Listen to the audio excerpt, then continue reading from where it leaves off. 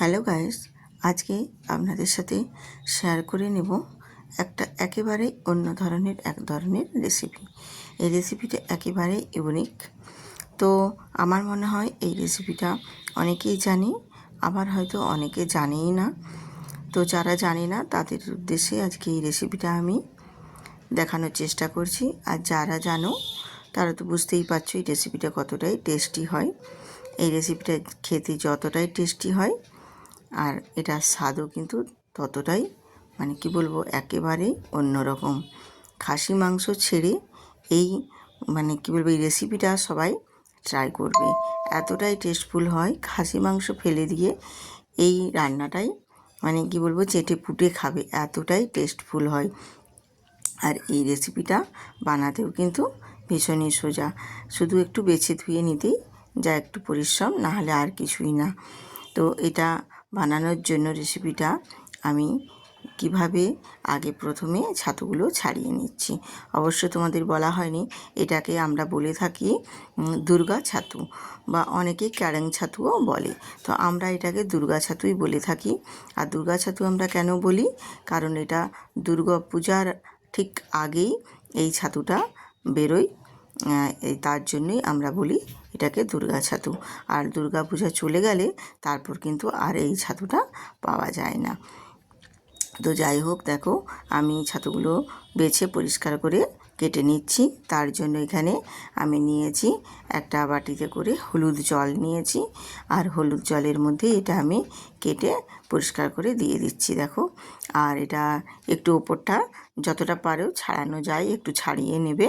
আর এর মধ্যে পোকা থাকে, নোংরা থাকে, অনেক কিছু মাটির মধ্যে হয় তো বনে জঙ্গলে, তার জন্য হলুদ জলের মধ্যে ফেলে আমি একটু পরিষ্কার করে নেব, তাহলে কি হবে, এর ইনফেকশানটা কেটে যাবে। আর দেখো তোমাদের আমি একটা দেখিয়ে দিচ্ছি। দেখো এই যে এইটা হচ্ছে পোকা, এই ছাতুটা পোকা। এই যতটা থেকে পোকা মনে হচ্ছে আমার, ততটা পর্যন্ত আমি বাদ দিয়ে দেব। আর যেই অংশটা ভালো আছে সেই অংশটা নিয়ে নেব। যেইগুলো পোকা হবে না, বেশ ভালো, সেইগুলো একদম ফ্রেশ সাদা থাকবে। আর যেইগুলো একটু পোকা পোকা মনে হবে সেগুলো দেখবে কাটলেই বোঝা যাবে ভেতরটা একটু কালচে ভাব, পোকার আকারও নিয়ে নেবে। ঠিক এইভাবে পরিষ্কার করে আমি দেখো কেটে এই হলুদ জলের মধ্যে 10-15 মিনিট একটু ভিজিয়ে রেখে দেবো। তাহলে কি হবে, বালিগুলোও বেশ পড়ে যাবে, একদম ভিজে যাবে। আর হলুদ জলের মধ্যে থাকার ফলে এর মধ্যে যদি কোনো পোকামাকড় থাকে সেটাও এটা নষ্ট হয়ে যাবে। তো দিয়ে আমি দেখো খুব ভালোভাবে পরিষ্কার করে ধুয়ে নিয়েছি। 10 মিনিট ভিজিয়ে রাখার পরে আমি এটা ঝুড়িতেই বেশ ভালোভাবে ধুয়ে পরিষ্কার করে নিয়েছি। দেখো একদম ধপধপে সাদা পরিষ্কার হয়ে গেছে। ঠিক এই রকম পরিষ্কার করে ধুয়ে নিতে হবে। দিয়ে আমি একটা ঝুড়িয়ে জলটা ঝরিয়ে নিলাম। তো জলটা একেবারে শুকনো শুকনো করে দেখো আমি ঝরিয়ে নিয়েছি। দিয়ে এবার আমি একটা বাটিয়ে আবারও নিয়ে নিলাম এগুলোকে, ছাতুগুলোকে দিয়ে আমি নুন আর হলুদ মাখিয়ে এটা রেস্টে রেখে দেব আবারও 15 থেকে 20 মিনিট। কারণ এটা এটা কী বলবো, ছত্রাক জাতীয় তো, বা ছাতু একটা তো ছত্রাকই হয়। সেই জন্যই এটাকে একটু নুন হলুদ জলে ভিজিয়ে কিছুক্ষণ রেখে দেব। তাহলে এর থেকে অনেকটা পরিমাণ জল বেরোবে। আর ওই জলটা বেরিয়ে গেলে ছাতুগুলো কিন্তু ভাজাটাও খুব সুন্দরভাবে হবে। তো তার জন্য আমি দেখো এখানে নুন হলুদ মাখিয়ে বেশ পরিষ্কার করে এটা এবারে রেখে দেব 20 মিনিটের মতো। একটা ঢাকনা দিয়ে ঢেকে দিলাম। তো 20 মিনিট পরে তোমাদের ফিরে এসেছি, দেখিয়ে দিচ্ছি। দেখো কতটাই ছাতুটা একদম নুন হলুদের জলের মধ্যে থাকার ফলে কতটাই একদম নরম হয়ে গেছে, আর কতটা পরিমাণে জল বেরিয়ে এসেছে। তো দেখো তোমাদের দেখিয়ে দিচ্ছি, দেখছো এই জলটা যতটা বেরিয়ে যাবে তারপরেই কিন্তু এটা ভাজতে ভালো হবে। তাই জলটা এবারে আমি কি করব, এই জলটাকে কিন্তু ভাজার সময় ফেলে দেব। তো এবারে যা হোক আমি চলে যাচ্ছি একদম গ্যাসেতে ছাতুগুলো ভেজে নেওয়ার জন্য। গ্যাসটা অন করে দিয়েছি, দিয়ে একটা কড়াই বসিয়ে দিয়েছি। কড়াইয়ে তেল দিয়ে তেলটা খুব ভালো মতো গরম করে নিতে হবে। গরম করে নিয়ে এবার আমি ছাতুগুলো ভেজে নেব। তো ছাতুগুলো ভেজে নেওয়ার জন্য দেখো ছাতুগুলোকে এরকম চেপে চেপে জলটা একটু ফেলে দিতে হবে, তাহলে ভাজাটা ভালো হবে। আর ছাতুর মধ্যে যত জলটা থাকবে ভাজতে কিন্তু সময়টা অনেকটাই লেগে যাবে। তো আমি এইভাবে হাতে চেপে চেপে জলটা বাদ দিয়ে এবারে ছাতুগুলোকে আমি নাড়াচাড়া করে ভেজে নেব। আমি রূপা ব্লগস রূপা চ্যানেলে আপনাদের সবাইকে স্বাগত জানাই। সবাইকে স্বাগত জানিয়ে আজকে রেসিপি শুরু করেছি। রেসিপির শুরুতেই বলছি, ভিডিওটিতে একটি লাইক দিয়ে দেখার অনুরোধ রইল। আর যদি রেসিপিটা আজকের ভালো লাগে তোমাদের কাছে, তাহলে বন্ধুদের সাথে শেয়ার করে সুন্দর করে একটা কমেন্ট করে দিও। তো ছাতুগুলো এদিকে ভাজা হোক, এপাশে ছাতুগুলো ভাজা হতে হতে আমি এপাশে মশলাটাও রেডি করে নিয়েছি।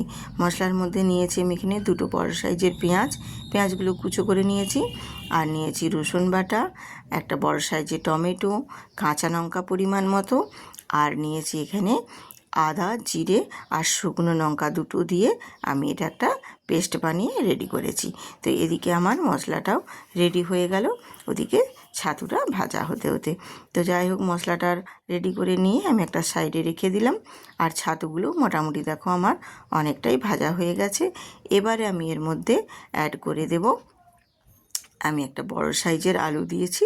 আলুটা কুচি কুচি করে ডুমো ডুমো করে কিউব আকারে কেটে নিয়েছি। সেই আলুটাকেও আমি এই ছাতুর মধ্যে দিয়ে দিলাম।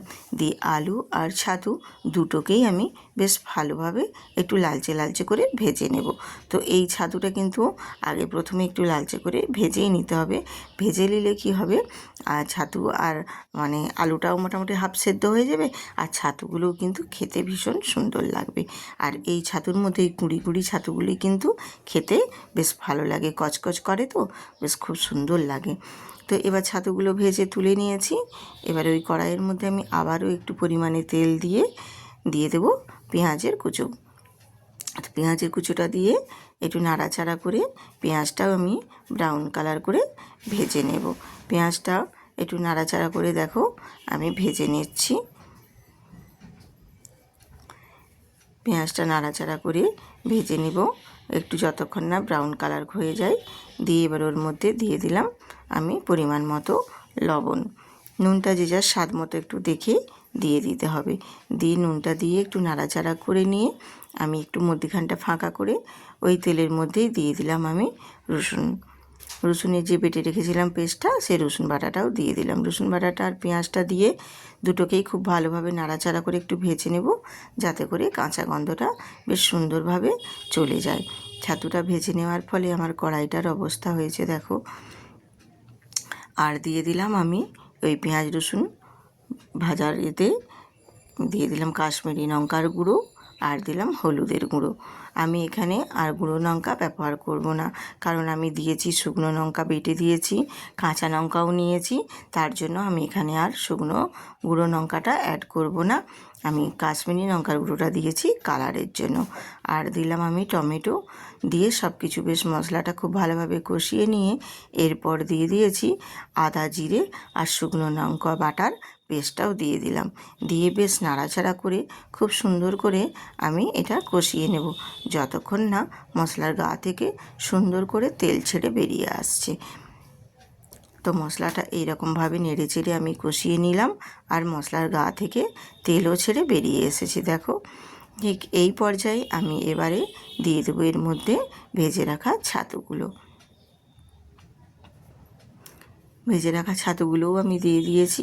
দিয়ে এবার এই ছাতুগুলোকে ওই মশলার সাথে আবারও নেড়ে চেড়ে খুব ভালোভাবে একদম মশলার সাথে কষিয়ে নেব। তাহলে মশলাটাও পুরো ছাতুর সঙ্গে আর আলুর সাথে খুব ভালোভাবে মিশে গিয়ে মশলাটাও খুব সুন্দর করে কষানো হয়ে যাবে। আর এই রকমভাবে কষিয়ে কষিয়ে রান্না করলে রান্নার কিন্তু টেস্ট দ্বিগুণ বেড়ে যায়।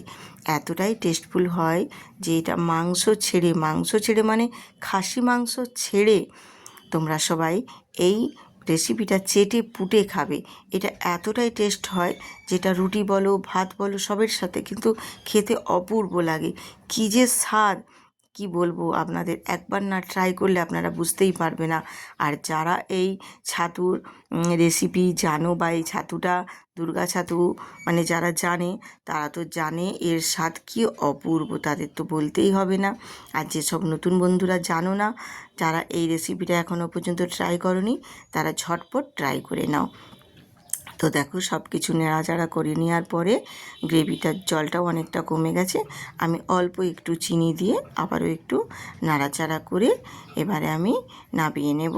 আর খুব বেশি করব না, ব্যাস মোটামুটি আমার রেসিপিটা কমপ্লিট হয়ে গেছে। দুর্গা ছাতুর রেসিপি। তো এবারে আমি বেশি ফোটাবো না, এবারে নামিয়ে নেব। নামিয়ে নিয়ে তোমাদের দেখিয়ে দিচ্ছি, দেখো কতটাই টেস্টফুল হয়েছে। এই রকম রেসিপি মানে কী বল, এই জিনিসটাই সব সময় সারা বছর পাওয়াই যায় না। এই ছাতুটা ঠিক এই দুর্গাপূজার আগেই 20-22 দিন আগে উঠে, আবার দুর্গাপূজা চলে গেলেই এই আর ছাতু দেখতেও পাওয়া যায় না। তাই বছরের এক সময়ে উঠে তো ভীষণ সুন্দর লাগে খেতে, অপূর্ব স্বাদ। কী যে স্বাদ লাগে বন্ধুরা, কি বলবো। তোমরা একবার হলেও বাড়িতে বাজারে দেখতে পেলে নিয়ে এসে বাড়িতে ট্রাই করো, ভীষণ সুন্দর। খাসি মাংস ছেড়ে এই রেসিপি আঙুল চেটে ফুটে খাবে বন্ধুরা। তো আমি একবার বলছি, দেখো, আবার আসবো।